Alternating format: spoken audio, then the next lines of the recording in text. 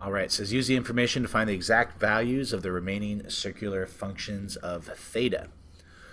So it's saying that sine of theta is 3 over 5 in quadrant 2. So let's draw our triangle in quadrant 2. So there's quadrant 2. There's our triangle, always perpendicular with the x-axis. And so sine is opposite over hypotenuse, so opposite over hypotenuse. We always want to complete the triangle, so a squared plus, I don't know what my b squared is, equals c squared, and then x, you should end up getting 4. Okay, so x is 4. It's going in the negative direction, so I need to make that negative. So now it's just saying using to find the exact values of the remaining ones. Okay, so the remaining ones, if I know that, so I have sine already. So that's already given to me. So the remaining ones is cosine, tangent, and then the reciprocals. So cosecant, secant, and cotangent. So cosine is adjacent over hypotenuse. Tangent is opposite over adjacent. Cosecant, you just flip. Secant, you just flip. And cotangent, you just flip. Number 2 says secant equals 7 with theta in quadrant 4. So to draw that triangle, we know it's in quadrant 4, perpendicular to the x-axis. And then secant, well, we know that cosine is adjacent over hypotenuse. So this should be hypotenuse over adjacent. So hypotenuse over adjacent. So then finding the value, a squared plus b squared equals c squared. So that should be 49 minus 1. So that's the square root of 48. Now if I wanted to try and simplify that, 6 times 8 is 48. So then maybe there's a 4 in there. Maybe 16 is in there. So is that 3 times 16?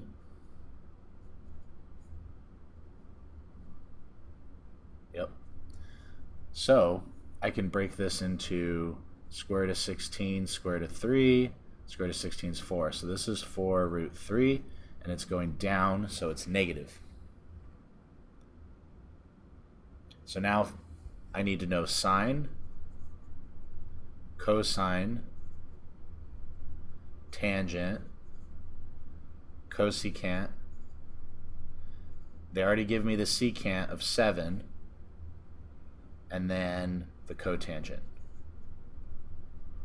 So I need to find the remaining ones.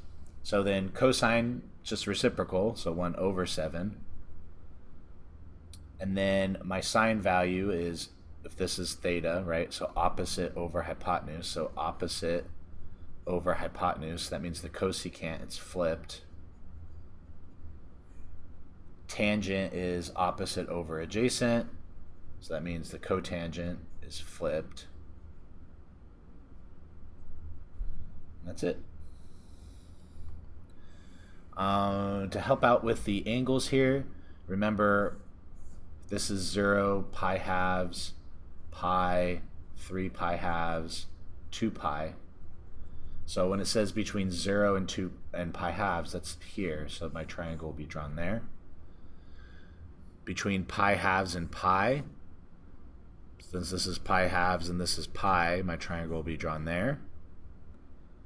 Between 3 pi halves and 2 pi, that means my triangle will be drawn there, because this is 3 pi halves and this is 2 pi. It says if theta is 15 degrees and the hypotenuse, okay, the question, assume theta is an angle in a right triangle. Okay, so I have my right triangle. Here's theta. It says draw and find what the question is asking for. So if theta is 15 degrees and the hypotenuse has a length of 10, how long is the side opposite? Okay, so we're trying to find that. And it says this is 15 degrees, and the hypotenuse is a length of 10. So I have opposite and I have hypotenuse, so that's SOHCAHTOA, TOA, that's sine. So I have the sine of 15 degrees equals opposite over hypotenuse. I have to get x by itself, so multiply both sides by 10.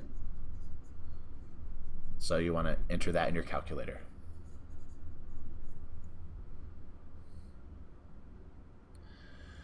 It says a tree is standing vertically on ground level. Okay, so here's my beautifully drawn looking tree. So a tree is standing vertical on ground level, and it casts a 120-foot shadow. Okay, so here's a shadow. And so we know that this right here, that's the shadow, is 120 feet.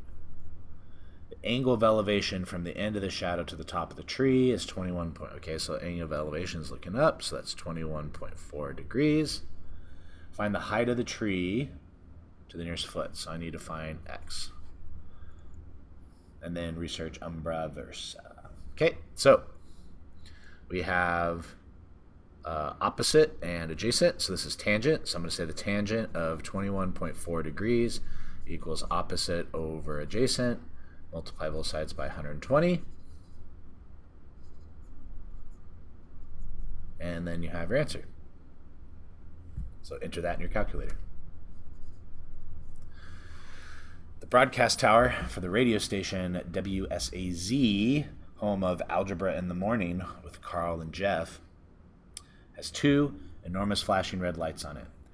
One at the very top and one a few feet below the top. From a point of 5,000 feet away from the base of the tower on ground level, the angle of elevation to the top of the light is that. The second light is that. Find the distance between the lights. Okay. So the idea here is you have your pole, you have a light here, and then you have a light here. That's going to create two triangles.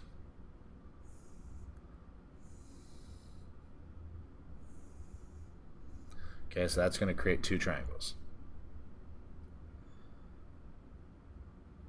You need to find the distance here. So that's x. This we know is 5,000 feet away. The smaller angle is 7.125. That's the smaller angle. And then the bigger angle, the one for here, that's going to be 7.970. So what you can do with that information is with both of those angles, you're going to find this distance, and then you're going to find this distance. And then if you subtract them, you're going to get this x right here. That's x. You're going to find the distance between that. And so we have opposite over adjacent, so you're going to use tangent to be able to go through and do that.